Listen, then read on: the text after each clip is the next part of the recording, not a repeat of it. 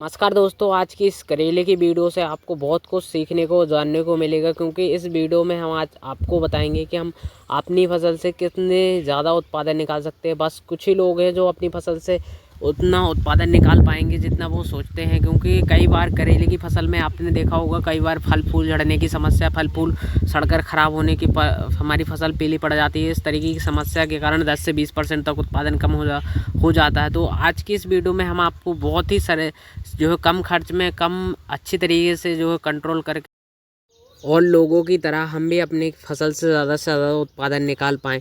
तो ये समझना ज़रूरी है, हमें पौधे में किस तरीके वायरस लगे हुए हैं उसके ऊपर काम करना और सही तरीके से मैनेजमेंट बनाओगे तो आपको उत्पादन भी ज़्यादा देखने को मिलेगा और फसल आपकी लंबे समय तक चलेगी। तो इस बात को समझना ज़रूरी है कि हमारे पौधे में कौन सा वायरस लगा है और पौधे को किस तरीके के माइक्रो न्यूट्रिएंट्स फर्टिलाइज़र की ज़रूरत है, क्योंकि आज के समय में अगर आप NPK फर्टिलाइज़र का इस्तेमाल करते हो तो पौधे के लिए पौधे की ज़रूरतों को पूरा करता है। जो हमारे पौधे में जैसे कि nitrogen, phosphorus, potash, calcium, boron, magnesium, iron, इन छोटे छोटे माइक्रो न्यूट्रिएंट्स की ज़रूरत पड़ती है। तो हमारे पौधे में अगर आप वो इस्तेमाल कर देते हो तो जिसकी वजह से आपका उत्पादन 10 से 20% तक आसानी से बढ़ जाता है। बस ये इस्तेमाल आपको करना कैसे है, कैसे आपको डालना है, तो ये A to Z जानकारी मिलेगी हमारे चैनल के माध्यम से। तो अगर आप चैनल पर नए हो तो सब्सक्राइब जरूर कर लो, वीडियो पसंद हो तो लाइक जरूर करें, कमेंट करके जरूर बताएं कि जानकारी कैसी लगी।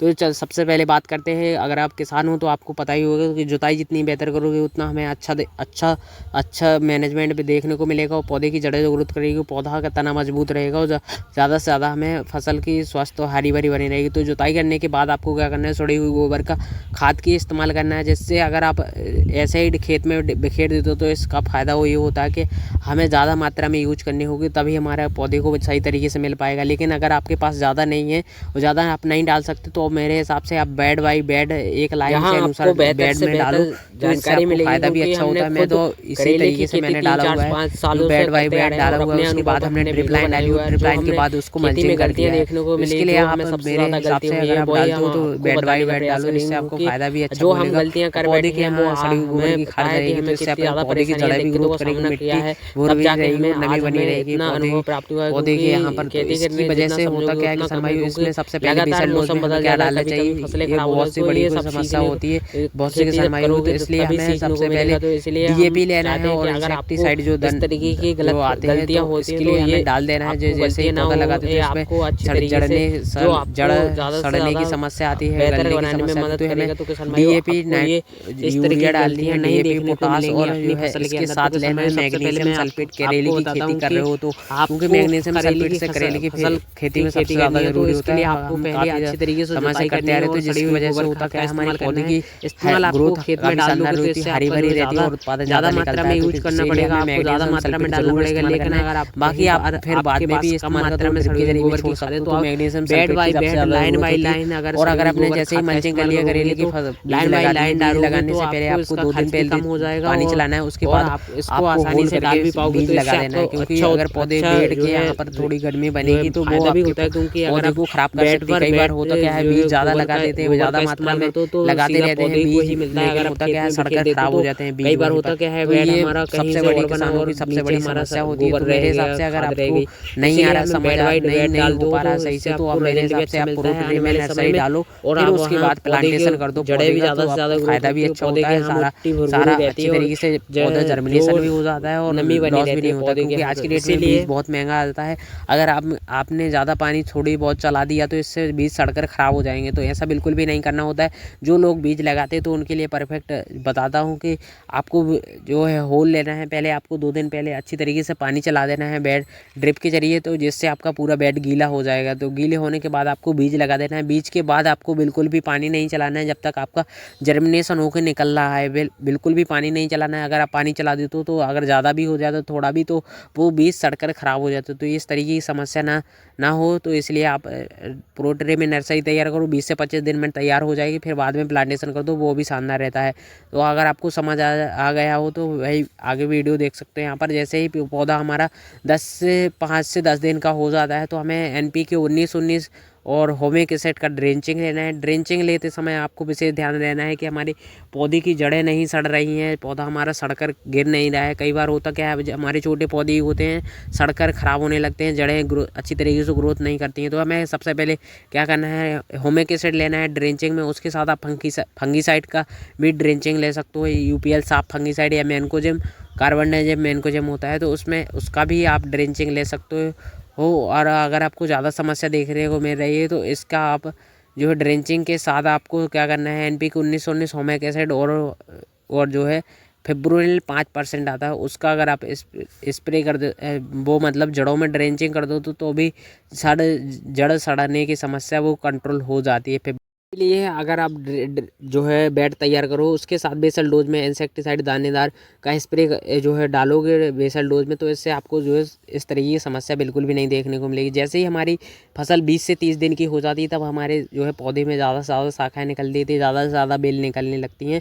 तो हमारे पौधे में सबसे ज़्यादा फर्टिलाइज़र की ज़रूरत होती है 20 दिन बाद। जैसे ही हमारा NPK 19-19 ड्रेंचिंग के बाद आपको क्या करना है, NPK 19-19 आपको ड्रिप के जरिए छोड़ना है और 12-61 देना है। 12-61 NPK खाद क्या करेगा, पौधे में ज़्यादा से ज़्यादा पत्तियों की ग्रोथ बढ़ाएगा, और पौधे में ज़्यादा से ज़्यादा शाखाएँ निकलेगी और पौधे का तना मजबूत बनेगा, पत्तियाँ हरी भरी रहेंगी, फसल भी काफ़ी शानदार तरीके से ग्रोथ होगी।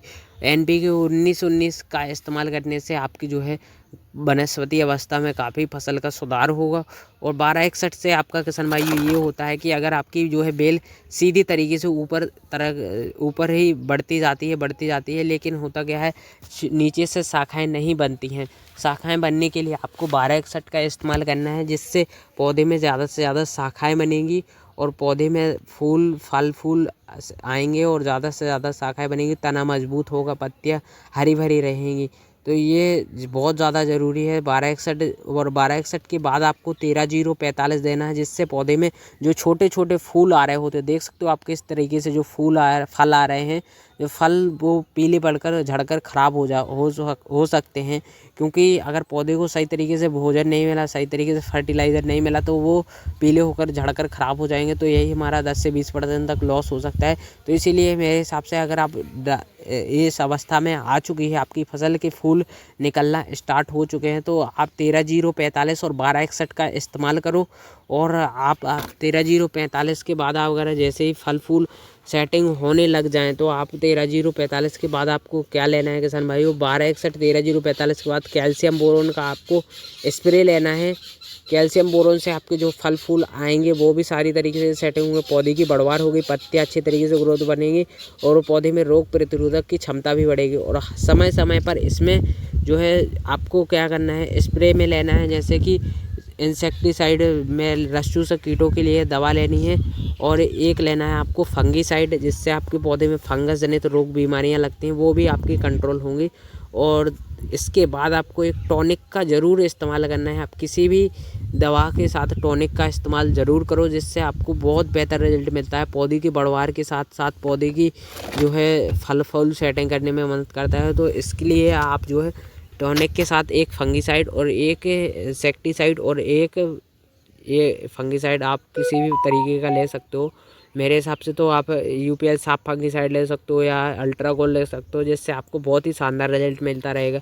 और जैसे पौधा हमारा बड़ा होता जाता है, तब हमें पौधे के अंदर जो है ज़्यादा से ज़्यादा फर्टिलाइज़र की ज़्यादा से ज़्यादा ज़रूरत होती है, जैसे nitrogen, phosphorus, potash, calcium, boron, magnesium, iron. ये हमारे पौधे की बढ़वार के साथ साथ पौधे की जो है फल फूल सेटिंग करने में, फलों की संख्या बढ़ाने में भी काफ़ी ज़्यादा काम करते हैं। तो इसीलिए हमें ज़्यादा से ज़्यादा फर्टिलाइज़र इस्तेमाल तब करनी चाहिए जब हमारे पौधे में फूल आ रहे हैं। फल आते समय सबसे ज़्यादा पौधे को ज़रूरत होती है पोटास की। पोटास का अगर आप इस्तेमाल करते रहते हो तो आपको ज़्यादा से ज़्यादा उत्पादन देखने को मिलेगा और ज़्यादा से ज़्यादा फल भी देखने को मिलेगा अपनी फसल के अंदर। देख सकते हो कितनी शानदार तरीके से अभी फसल चल रही है। तो ये सब NPK फर्टिलाइज़र का कमाल होता है।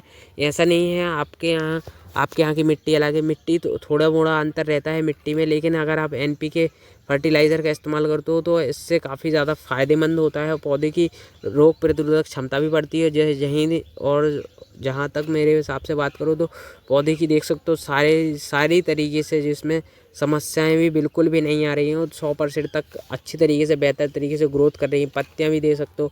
खरपतवार विशेष तरीके से साफ करते रहना है, क्योंकि खरपतवार हमारे पौधे में ज़्यादा से ज़्यादा वायरस फैलाता है और रोग हमारे इसी तरीके से बढ़ते रहते हैं। तो इसीलिए पहले बात आप खरपतवार पर काम करो और दूसरी बात अपने पौधे के मैनेजमेंट के अनुसार, जैसे पौधे में आप खाद ज़रूर इस्तेमाल करते रहो। उसके बाद आपको लगातार हफ्ते में एक बार एक शेड्यूल बनाना है कि हमें स्प्रे लेना है एक रस चूसक कीटों के लिए। और पौधे में अगर आपके जो कुकड़ा रोग लगते हैं, करेले की फसल में जो है पत्तियां मुड़ने लगती हैं, पत्तियां पीली पड़ने लगती है, इस तरीके की समस्या आ जाती है। इसके लिए अगर आप परमानेंटली दवा स्प्रे करते रहोगे हफ्ते में एक बार, तो आपको इस तरीके की समस्या बहुत कम देखने को मिलेगी।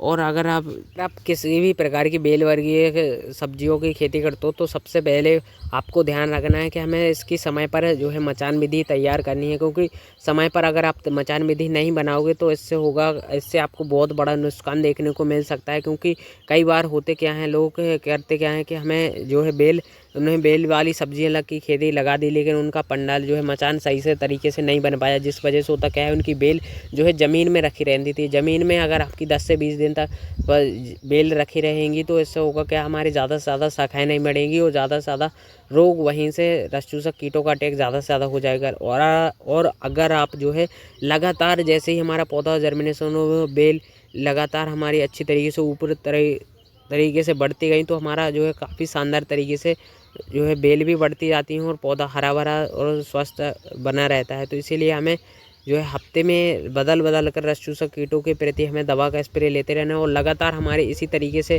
फल फूल निकलते रहें। तो इसके लिए हमें NPK फर्टिलाइज़र का इस्तेमाल करना है। कई बार होता क्या, हमारे पौधे में जो है फूल आते रहते हैं जिसमें करेला नहीं बनता है, तो वो फूल आते रहते हैं और हमारे फल नहीं बनते हैं। तो इसमें ये समस्या आती है कि हमारे फल नहीं बन रहे हैं और फूल आ रहा है। तो ये हमारा फर्टिलाइज़र की कमी की वजह से होता है, जो बंजुआ फूल बोलते हैं जिसको। तो इसकी वजह से अगर आपको इसको NPK फर्टिलाइज़र 13-0-45 और जो है बामोन 34 का आपको स्प्रे लेना है 75 ग्राम, और 13-0-45 और कैल्शियम का ड्रिप के जरिए छोड़ देना है, जिससे आपको बहुत ही शानदार रिजल्ट मिलेगा। ज़्यादा से ज़्यादा फल फूल आएंगे और सेटिंग भी होंगे, और इस तरीके से आपका जो है ज़्यादा से ज़्यादा सेटिंग भी होंगे, फलों की साइज़ काफ़ी ज़्यादा बड़ी होगी।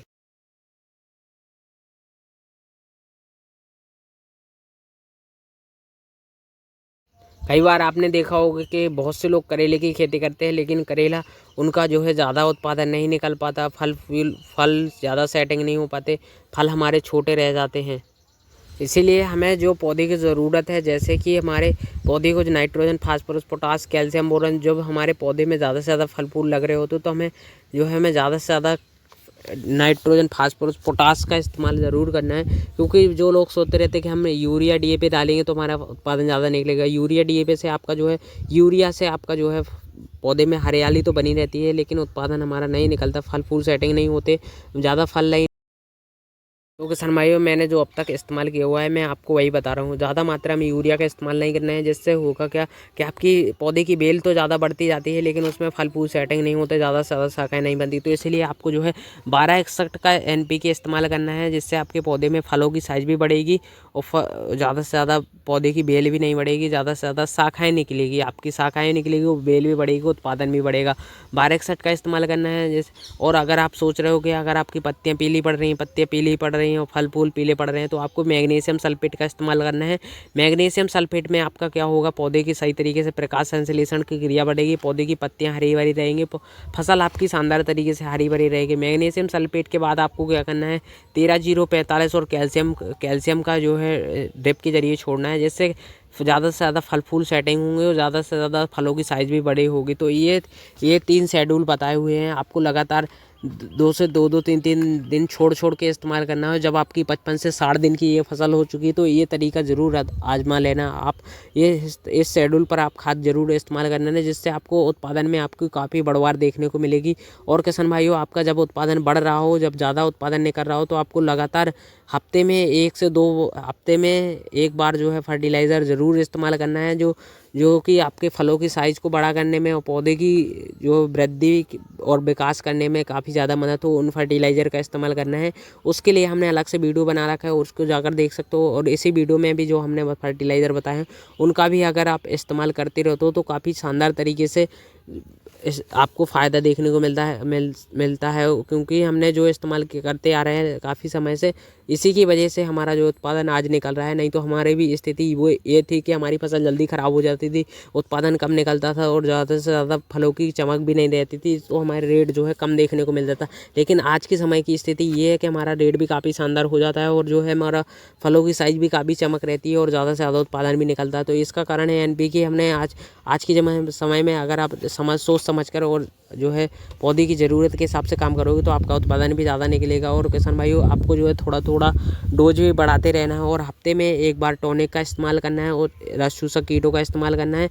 और इसके बाद आपको जो है मैं अपने जो खेत में इस्तेमाल करता हूँ मैं अब वही आपको बता रहा हूँ। तो आप हफ्ते में एक बार फर्टिलाइज़र का शेड्यूल बना लो कि हमें आप अब ये इस्तेमाल करना है। तो आप फर्टिलाइज़र भी हफ्ते 7 से 6 दिन में अंतराल पर अगर आप डालते रहते हो तो आपको इसका रिजल्ट भी काफ़ी शानदार देखने को मिलता है। आपकी फसल से आपका उत्पादन भी बढ़ेगा और ज़्यादा से ज़्यादा उत्पादन निकाल पाओगे। तो हफ्ते में एक बार स्प्रे पर ध्यान दो, फर्टिलाइज़र पर और रस चूसक कीटों पर।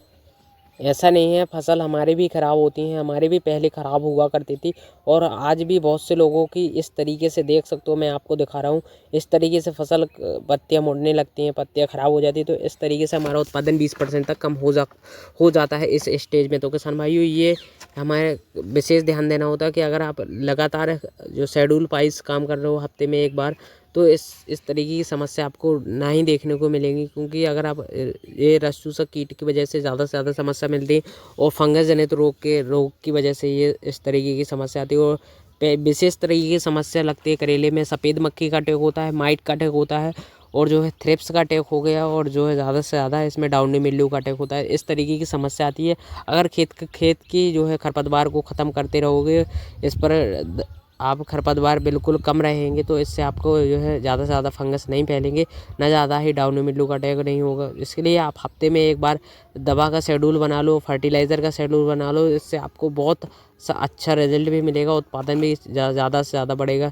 अगर आप सबसे पहले आप यूट्यूब पर आकर देखते रहते हो कि कई लोग डालते रहते हैं कि आप 1 एकड़ से 1 लाख कमा सकते हो, 2 लाख कमा सकते हो। कमाने का जरिया अपनी जगह है, लेकिन अगर वहीं आपकी फसल जल्दी निपट गई, जल्दी उत्पादन ज़्यादा नहीं निकला, तो आप उतना पैसा नहीं कमा सकते हो। बहुत से लोग जो यूट्यूब पर ज्ञान देते रहते हैं कि आप 1 एकड़ से 2 लाख कमा सकते हो, वो कमा सकते हो, लेकिन अगर आप अच्छी फसल को कर पाओगे और अच्छा मैनेजमेंट कर पाओगे तब आप कमा पाओगे। ऐसा नहीं है आप कमा पाओगे, बीज लगा दिया गया आपने कमा लिया, ऐसे नहीं है। खेती में बहुत मेहनत लगती है, अगर आप सोच समझ कर करते हो तभी आप खेती में कर पाओगे। नहीं तो अगर आप जो है बदलते मौसम के अनुसार अगर आप दवा नहीं डाल पा रहे हो, सही तरीके से समझ नहीं पा रहे हो पौधे में क्या वायरस लगा है, क्या कमी है पौधे में, कौन सा फर्टिलाइज़र डालना है, तो इस तरीके से आपका उत्पादन नहीं निकलेगा ज़्यादा।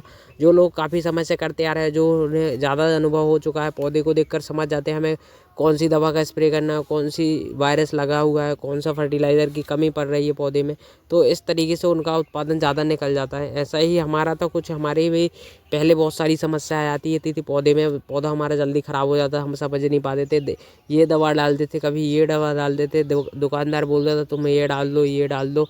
तो आज के समय में तो अगर आप ये सोच रहे हो कि हमें भी नहीं पता चलेगा, आज के समय में तो आप मोबाइल के ज़रिए किसी भी वायरस का पता लगा सकते हो और गूगल पे जाकर आप किसी भी फ़ोटो आज के समय में तो आप किसी भी ऐप्स पर फ़ोटो डालकर भी पता लगा सकते हो कि हमारे पौधे में क्या वायरस है और उसी के अनुसार आप अपने पौधे में दवा का स्प्रे ले सकते हो। तो ये आज के समय में बहुत अच्छी जानकारी है किसान भाइयों। आप प्लांटिक्स का इस्तेमाल करते हो तो उसका इस्तेमाल कर सकते हो और काफ़ी समय से हम भी करते आ रहे हैं, क्योंकि हमें बहुत सारी समस्या दिक्कतें देखने को मिलती थी, कभी पता नहीं चलता था पौधे में क्या वायरस लगा है क्या नहीं लगा है। लेकिन ऐसा नहीं है, मोबाइल पर के ज़रिए भी थोड़ा मोड़ा गलत बता देता है, लेकिन अगर आप पौधे को देखकर पौधे की फ़ोटो खींचकर डालोगे तो आपको पता ही चल जाएगा। क्योंकि हमने भी बहुत सारी सीखा हुआ है, क्योंकि हमारे भी पहले बहुत सारी समस्या दिक्कतें आती थी और हमारी फसल जल्दी निपट जाती थी, तो हमें पता भी नहीं चल पाता। तो आज के समय में हमने A to Z जानकारी जब हमें खुद पता चल गया तब हमारी फसल अच्छी होती, नहीं तो हमारी फसल पहले जल्दी ख़राब हो जाती थी और हमारे उत्पादन भी हम अच्छा पैसा नहीं कमा पा सकते थे।